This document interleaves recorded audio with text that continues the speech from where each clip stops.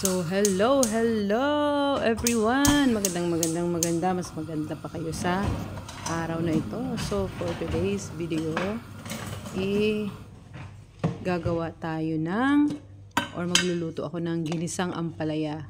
So, napaka-basic ng ating lulutuin ngayon. At alam kong kayang-kaya ninyo ang ating ginisang ampalaya. So, sa mga bitter dyan, halina kayo. Nandito na ang inyong favorite na ulam. So, ayan. Ang una natin gagawin is, syempre, open natin ang stove and then ilagay natin ang ating ghee oil. So,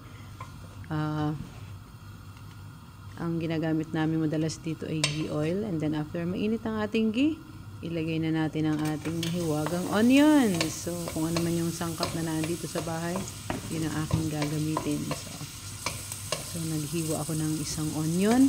And then, pag feel na natin medyo bumabango-bango na ang ating onion, ilagay na natin ang ating syempre ang ating tomatoes. Mas maraming tomatoes, mas masarap ang ating ginisang ampalaya. So ayan, so dalawang malaking tomatoes ang inilagay.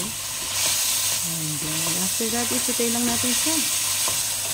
So ako pag nagluluto ako ng ampalaya, ayaw ko nung mahina yung apoy. So, after that, ilagyan natin ng chili flakes. So, mas masarap ang pagkain pag medyo may kumukurot-kurot sa lalamunan. Ayan. So, lagyan natin ng pink salt and then pepper. Mas maraming spices, mas masarap ang ating ginisang ampalaya. So, limitahan nyo lang ang paglalagay ng salt para hindi naman maalat ang ating lutuin.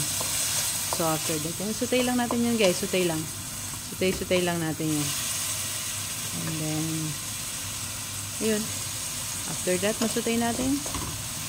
Ang sunod naman natin ilalagay dyan is ang ating sliced 2 pieces of chicken breast. So, ayan, mas masarap, may konting karne ang ating ginisang ampalaya. Mas prefer ko sana yung beef or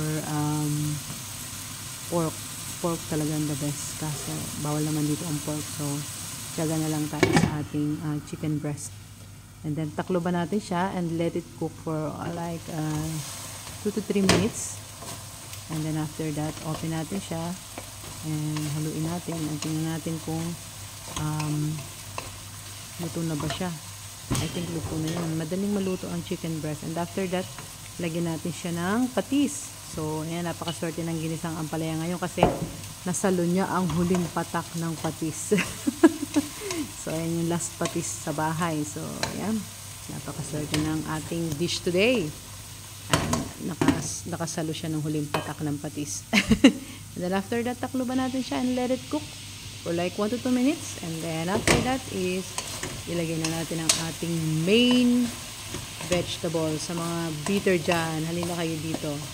And dito na ang inyong favorite na gulay. Walang iba kundi ang ampalaya. So, 2 piraso ng ampalaya ang inilagay ko dyan. Yung mga malalaking ampalaya. Kaya kita ninyo, ang dami niya. So, ayan. Isutay lang natin siya ng konti. And after that is takloban natin and let it cook in low heat. Huwag yung bibiglain kasi pag binigla nyo, ma-prepare siya yan. Huwag yung persahin kasi. So, ayan. Ano lang natin siya. Ilagay lang natin siya sa low heat. And then, takloban natin. Ayan, let it cook, guys. Let it cook. And then, after that, mga 5 minutes. Ayan, pwede na natin siyang open ulit. And tingnan natin kung meron ba siyang water o wala. And then, after that, kung feeling yung kailangan lagyan ng tubig, lagyan natin ng tubig. So, medyo parang dry siya. So, nilagyan ko siya ng konting tubig. So, alalay lang ang paglalagay ng tubig, guys. Para hindi naman maging sinabawang ampalaya ang ating dish today. So, ayan. Ayan na, guys. So, kita nyo ang sarap ng ating ampalaya. And napakasarap talaga. So, ayan. Pakuluan lang natin siya ng mga 2 to 3 minutes. And then, open ulit natin siya. Check natin kung kailangan pa bang dagdagan ng water or hindi na. So, pagka-open ko, feeling ko kailangan pa rin yan ng konting water. And so, lalagyan natin siya ng konting tubig pa. And so, ayan. Guys, napakasimple ng ating dish. Alam ko, basic na basic ito sa ating hapagkainan. At kahit grade 1 ay kayang luto ng ginisang ampalaya. So, ayan, share ko lang sa inyo kung paano ako magluto ng ginisang ampalaya. Napakasimple lang. Mas maraming sangkap, mas masarap ang ating ginisang ampalaya.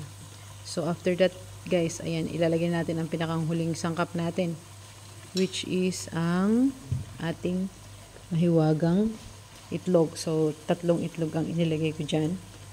And itong itlog na to is syempre magbibigay ng kakaibang sarap sa ating dish.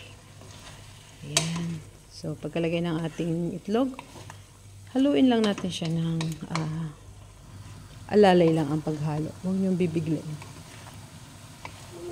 Kasi pag binigla ninyo, mapeper siya yung ating ampalaya. Magagalit sila, magiging bitter lalo. Sa mga bitter dyan, halin na kayo.